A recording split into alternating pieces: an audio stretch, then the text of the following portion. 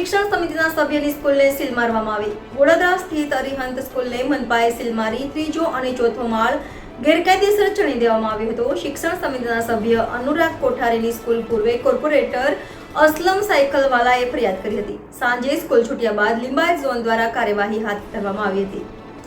NN news Vadodara. દર્શક મિત્રો, તમારી આસપાસ બની રહેલી અવનવી ઘટનાઓ વિશે જાણવા માટે NN ન્યૂઝને લાઇક કરો, શેર કરો, સબસ્ક્રાઇબ કરો અને બેલ આઇકન પ્રેસ કરો, જેથી આપને નોટિફિકેશન્સ મળતી રહે।